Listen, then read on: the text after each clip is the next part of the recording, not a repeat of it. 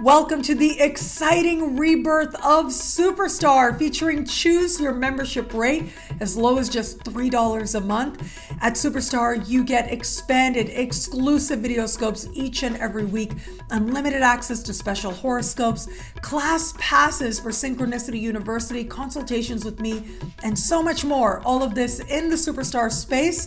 I look forward to meeting you there.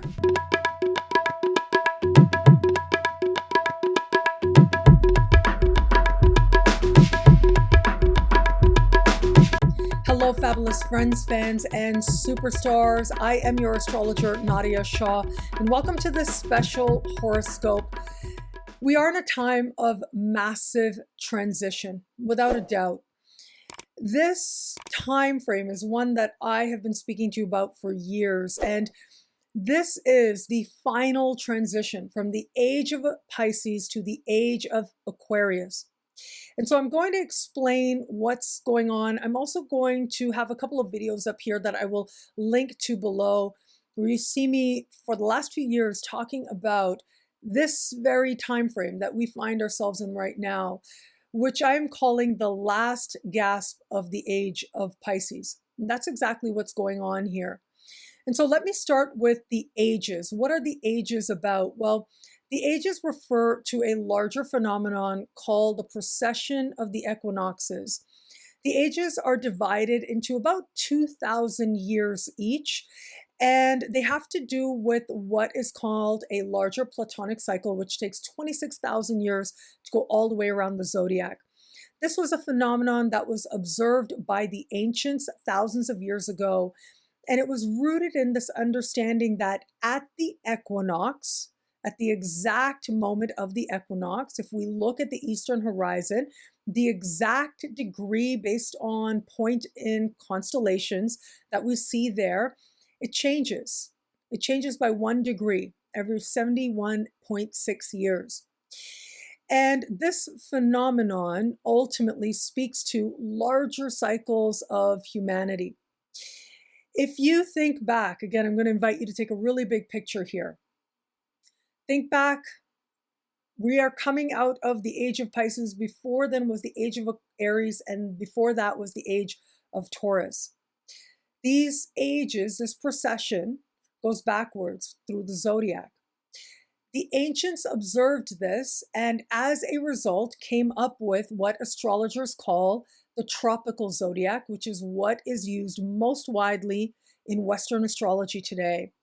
And the Western zodiac is called the tropical zodiac. It is rooted in our perception of the earth around us, our perception of the cosmos. Now, there's another way to calculate the world around us. It's called sidereal. It is largely used in Eastern astrology modalities. And this is actually an important distinction because it speaks to how these cultures understand ourselves and our place in the universe differently. Now, that is something I spoke of at length in the Western versus Vedic astrology to understand the differences, and that is something that I will link to below as well if you want to understand that more, why these different zodiacs emerged.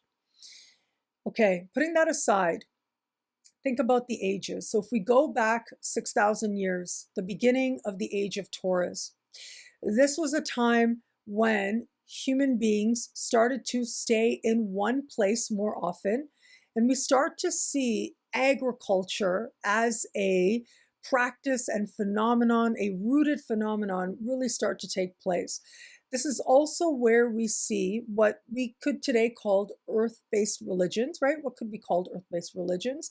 And this idea of spiritualities and spiritual traditions arising from an integrated understanding of our earth and the world around us and the seasons in particular, and how this connects to an earth sign Taurus. If you think back, if you go that far back, 6,000 to 4,000 years ago, what was one of the most sacred animals thought to be really a god? It was the bull, the symbol of the Taurus. It's no accident that this is the symbol that emerged around the world among cultures that had no contact with each other as representing or as an embodiment of ultimate spirituality. Fast forward, the age of Aries. So now we're going 4,000 to 2,000 years ago. The age of Aries. This is where human beings cultivated this understanding of tribalism, of war to a whole other level. This is where we saw advancements in weapons, but this is also where we see the spiritualization of the athlete, the soldier, the warrior. This is where we start to see these established systems that we still rely on to this day. If you get a chance, I actually did get a chance many years ago to go to Marathon, Greece. It's the place where the actual, marathon that we run is named after. And it is there that you can actually get little sculptures of the marathon runner. And you understand when you go to these different places, like Olympus, which was a whole temple, an ancient temple in ancient Greece, you can see how there's this spiritualization of physical prowess, the athlete, and how it is that we exert physical power over each other. Okay, now, for the last 2,000 years, we've been in the age of Pisces. It's a different world. It is a world that we slowly created based on religion, spirituality, spiritual belief, imagination. It is a world that is rooted in faith and morality, but of course, with every age, there's a positive and a not so positive. And the not so positive thing about the age of Pisces is that if you think you know the truth that ultimately is about belief, it is a spiritual truth, and you're making choices and decisions from that place, well, we have seen again and again throughout history, especially over the course of the last 2,000 years, we've seen how when faith doesn't question itself, when it adamantly believes that it is truth, it can create a lot of pain. It can create a lot of pain for others and even for ourselves as well. It is an energy that idealizes the martyr. It is the energy that spiritualizes what ultimately cannot and is not meant to be empirically contained. And that is the age that we've been in. And as a result, there are beautiful things that have emerged, like compassion, right? Like universal connection, like an understanding that the self in some ways doesn't exist, that I am you and you are me. And it's powerful to consider this oneness of all, the oneness that we experience with each other. But of course, just like there have been prophets, there have been false prophets. Just like there have been people who really believed and were idealized for their sacrifices, there have been those who sacrificed too much, like the lives of a lot of innocent people based on belief. So fast forward. It was the late, great Jonathan Cainer, more recently in human history, who believed that and described the fact that when we are between ages, it isn't like switching on a light switch where one day we're in one age and the next day we're in a whole other age. It's more like there's a period of transition. We slowly step out of one age and step into a new one. And it was Jonathan Cainer who said that since the discovery of Uranus in 1776, that was the beginning of our transition into the age of Aquarius. Now, I know that there's, the musical, the dawning of the age of Aquarius, the song and everything, and it's sort of been idealized in our modern mind as this time of unity. But a lot of the characteristics, especially when you look at Hair, the musical that this song comes from, a lot of it actually, yes, it has some Aquarian properties, but you see a lot of the age of Pisces in this as well. And so I find this, if you ever sort of look at it more analytically, this play, it's quite fascinating how you can see humans trying to understand this time of transition that we're in. and that we've been in. There are several things happened with the discovery of Uranus, and it can be symbolized by what's called the Cartesian split.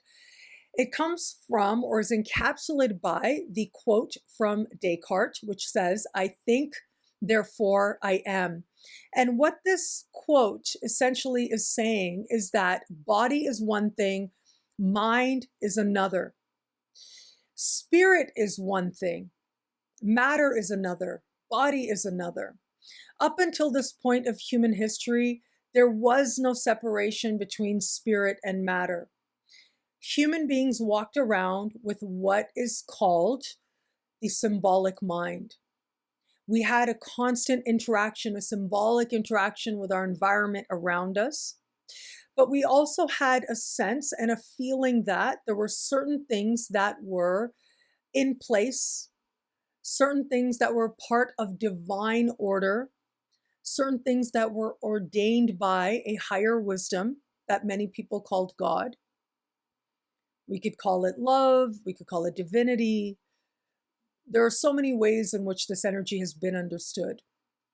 But it is encapsulated by understanding a more Piscean way of interacting with our world and understanding ourselves and our place within it.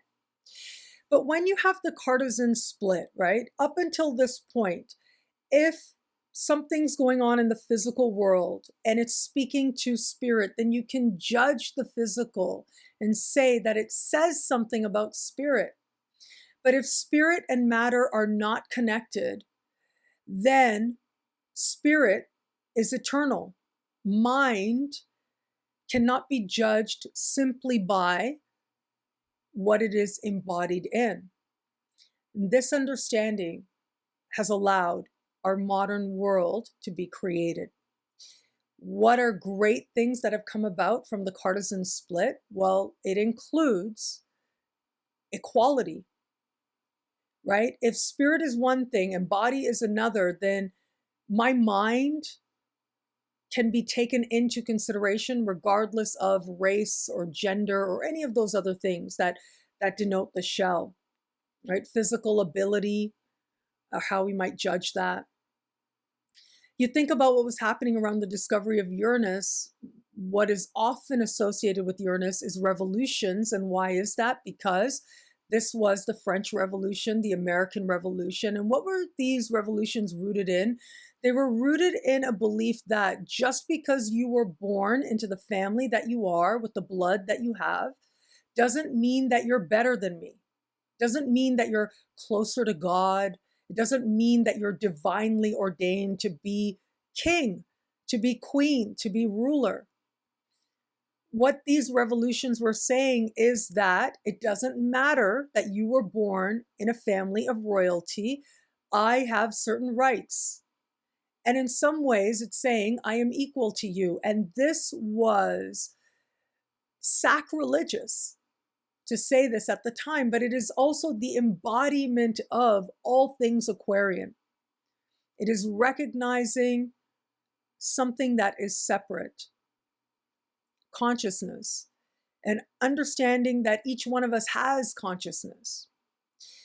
But there's something else that happened with the discovery of Uranus, and that was a period of time that we call the Age of Enlightenment. And the Age of Enlightenment is essentially a time of hyper-scientism. We think of enlightenment as associated with the Buddha, but that's not what this age actually represented. It represented a time when there was value placed on what could be empirically proved, what scientific studies could show us. And it is in this environment that we find hostility to astrology. This is when, way back in the late 1700s, that astrology, with this new Age of Enlightenment, gets chased out of Western universities. Because astrology relies on a worldview that is rooted in the symbolic mind. It relies on us looking at the sky and deriving meaning from a physical phenomenon, deriving a spiritual meaning and a personal connection. And that ultimately is a very Piscean step, a Piscean act. And so even though, again, hair, the age of Aquarius, the dawning of the age of Aquarius, you see all these spiritual phenomenons being emphasized. Ultimately, what's being emphasized there is spiritual experience, personal spiritual experience, yes. But the energy of Aquarius itself is more about placing priority on what has been shown to work. And this is also where, with the discovery of Uranus, that the definition of science changes as well.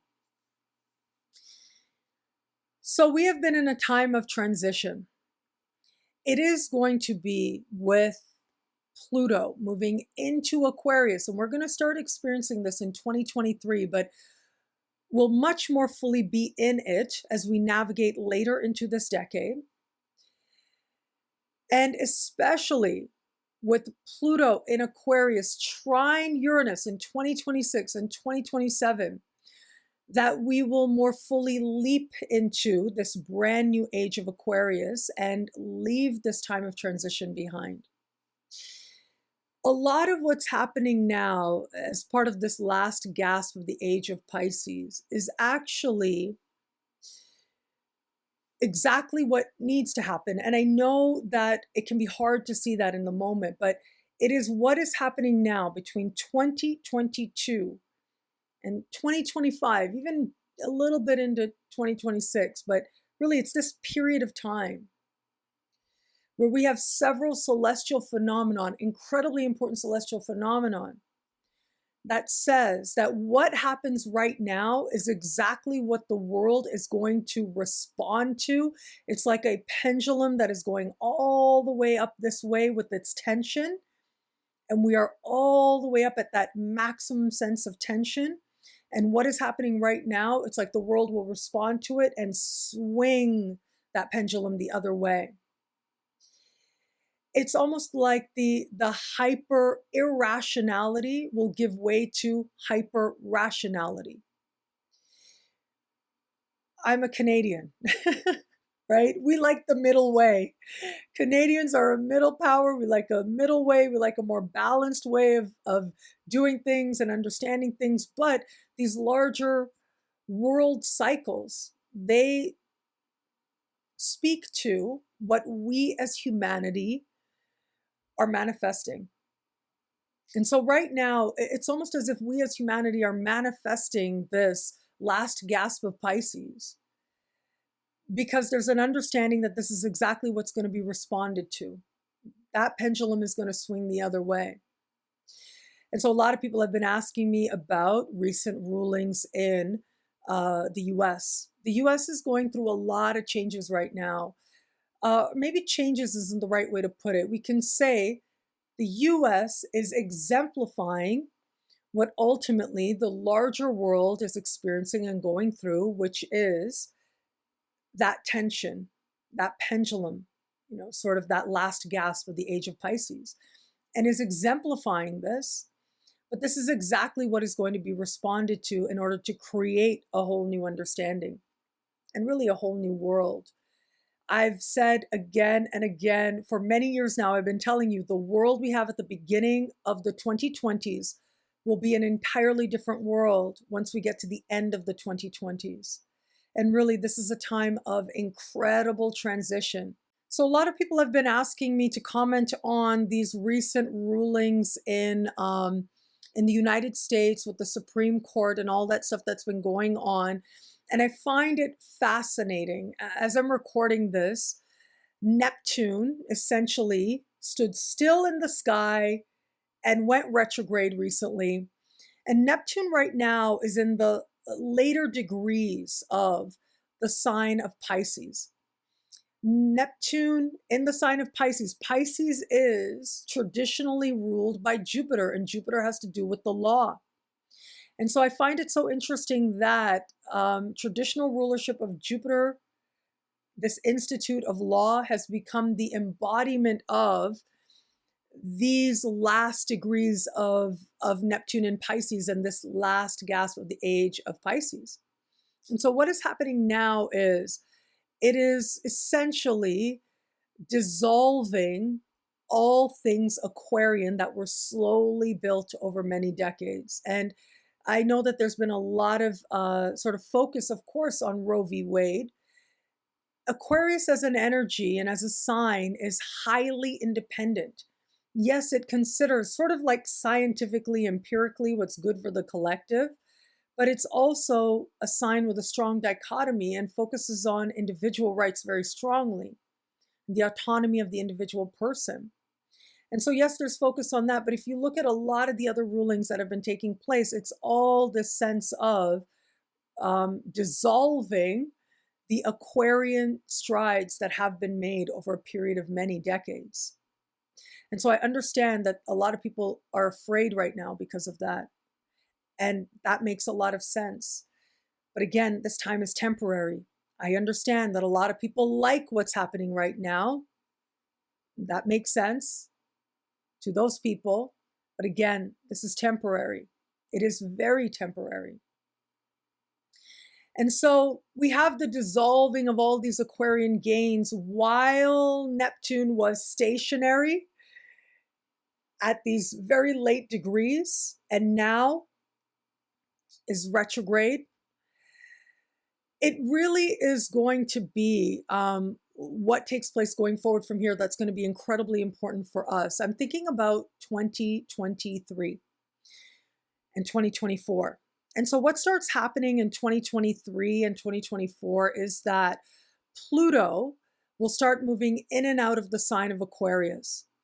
And this is going to be incredibly important to watch, mainly because Pluto is going to be hanging out for periods of time towards the end of the sign of Capricorn. Now, it has been Pluto since 2008 that's been moving through the sign of Capricorn.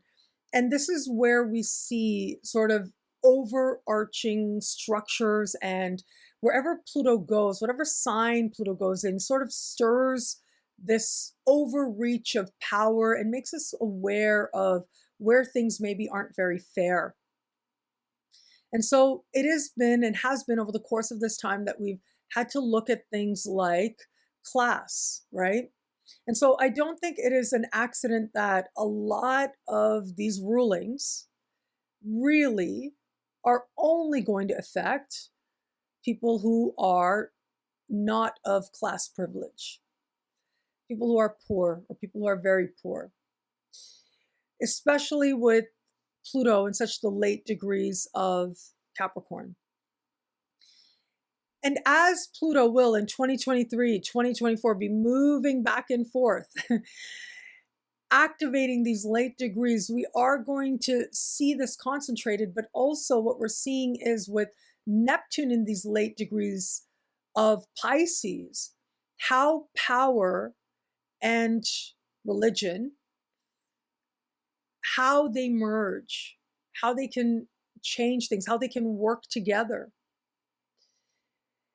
And so, yes, I'm sorry, but we may see more of this overreach and this divide. But ultimately, as Pluto is also stepping into the sign of Aquarius, we are going to see how things can change and how things can change dramatically so. At first, it's just a promise until we step into it more fully. I want you to think back.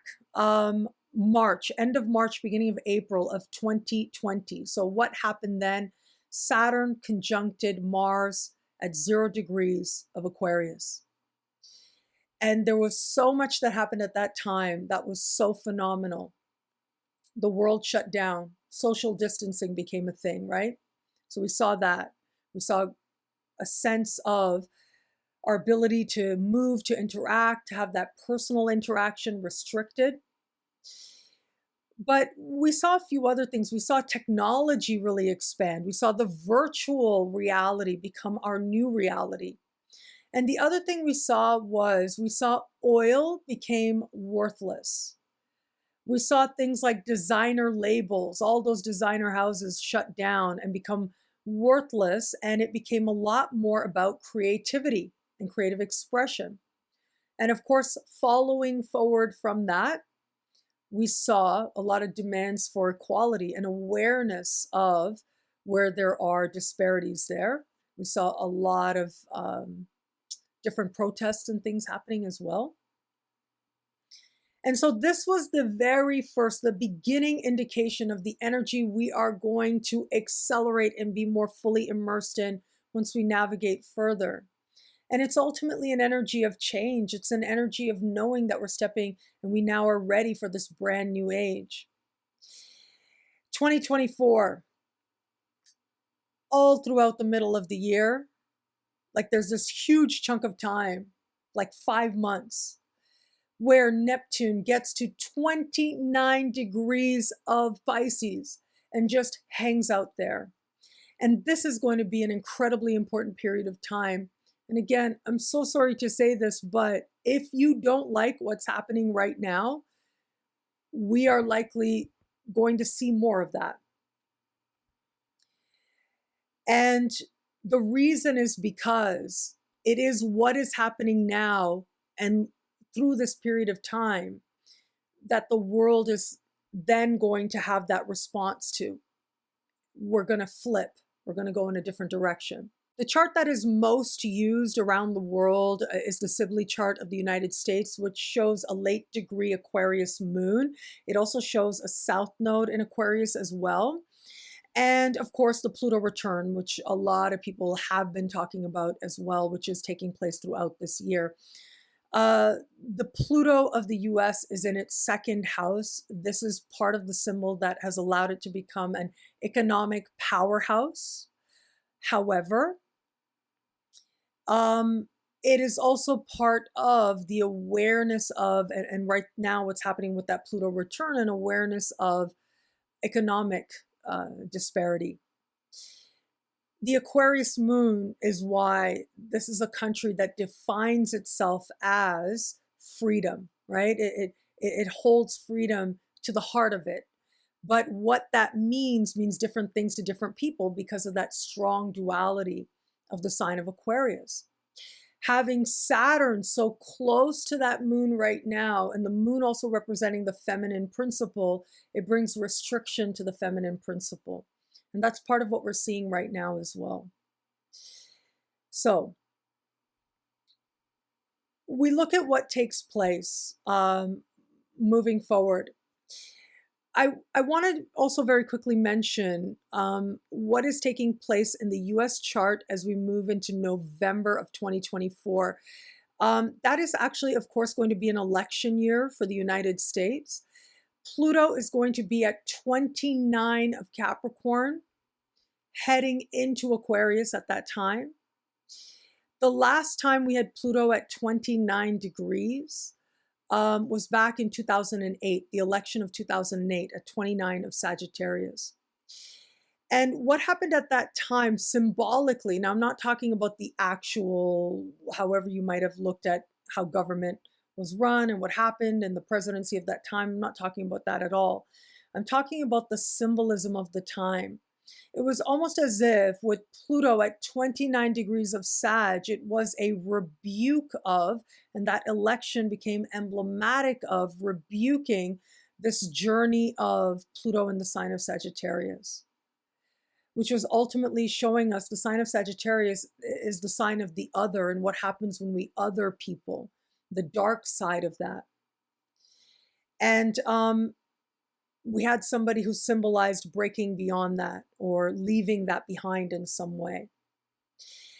And so we're going to have this 29 degree in Capricorn, Pluto, at the next election. And a few things come to mind with this that I wanted to mention, and that is, I think it is very unlikely that whoever is president and becomes president at that time is someone who's been president before. It is very likely that that person in some way is emblematic of, now regardless again of the reality and how governing happens, but they become emblematic of a rebuke of this idea of power and the overreach of power, and class divide in particular is something that we've really seen the dark side of with Pluto moving through the sign of Capricorn. And so I think it'll be very fascinating to see who emerges, in particular in March of 2023, because it is in March of 2023 that we're going to have Pluto first move from 29 of Cap into 0 degrees of Aquarius. And it's going to be at that time that I think someone is going to announce that they're running for president that is in a position to work with the symbols in the sky to position themselves to have a shot. Now, having said that, I also think that whoever it is that becomes president in some way represents a rebuke of power and power structures, particularly ruthless power. They are a rebuke of being born into class privilege. So they very likely are someone who either is poor or comes from a poor background. They very likely are going to be somebody who in some way is strongly associated with technology, perhaps somebody who built wealth through new technologies in particular. They become emblematic of that. And again, I'm not looking at how they actually may govern. I mean, I think that's going to be really tricky because we're still going to have those couple of years of transition afterwards, or at least 1 year of important transition afterwards, as we have this time of Pluto still kind of stepping in and out of Capricorn. We have Neptune stepping in and out of Aries. What is exemplified in terms of values that we hold, I think it's going to go in a direction of being much more rooted in what is empirically proven to work. Like I said, there are great things about both ages, not so great things about both ages. Great thing about the age of Pisces is that it prioritizes a sense of meaning in life. Those ethereal and creative attributes that help us to make sense of what can seem unfair, what can seem cruel, that can help us to cultivate wisdom. That is part of the age of Pisces. But we're seeing things that are not so great about the age of Pisces, as I just discussed. The age of Aquarius, the great thing is that it prioritizes equality. It looks at things more empirically, like, for example, what can make Roe v. Wade, whether it's in practice or not, less relevant? Well, we know there's lots of scientific studies and proof to show what makes that possible, right? It's like really science-based education. It is access to contraception and things like that. I think it's about the same. I haven't gone dancing in Toronto in quite a while, in Canadian clubs in quite a while, but I remember not that long ago when I went to the clubs, there were always like baskets of condoms everywhere. Like, this is something that has been proven to work. If you go to the club and you're going to drink, it's a good idea to have, what you need right there in case the night takes you in certain directions, right? Scientifically, it's been proven that if it's right there, when you're in the club and you're drinking, chances are you're much more likely to use that contraception that's available to you right there. And so that's what I mean. Like, when I talk about looking at things much more empirically and with a healthy detachment. With the age of Aquarius, I think a very likely scenario is that the world is going to get more niche. And so really you can have access to all kinds of information, but chances are you won't be exposed to any information that you really don't want to be. Just like with programming, we're already seeing this tendency now. I think that for astrology, my hope is that astrology doesn't have to go underground like it did with the discovery of Uranus, but chances are it may become much more niche as well. And even within astrology, we may see niches more distinct. I think part of the reason that there's been such a rise in interest in astrology and love for astrology has really been because of Neptune in Pisces and the search for spiritual meaning that a lot of us are looking for. And I think that that is beautifully exemplified by astrology. However, Neptune in Aries spiritualizes the will. It spiritualizes the individual. And it spiritualizes this sense of pulling yourself up by your bootstraps. And, if you will it, you can be it. And focus and using your free will to determine your fate and determine your future. That's the energy of Aries and Neptune in Aries. And of course, what do we do then when we're methodical about it? When we create structures to reinforce that? Well, that's what Uranus in Gemini trining Pluto in Aquarius is likely to bring us. And so I, of course, will be here to talk about it as we go along. I appreciate your trust so very much. And my love for astrology and my love for us all is going to be there. What can we do during this time? Of course, like a lot of people have been pointing out, hold the intention of wisdom. Hold the intention of finding that right balance between inspiration and belief and rationality and healthy detachment. There is a middle ground. I think we glimpse it in Canada more than possibly some other places. But there is that middle ground. And my hope is that we find it, we learn to access it more, and that we set that intention that the people that we choose to be our leaders also find that as well. But ultimately, these people who are chosen as leaders are just a reflection of the people who are voting for them.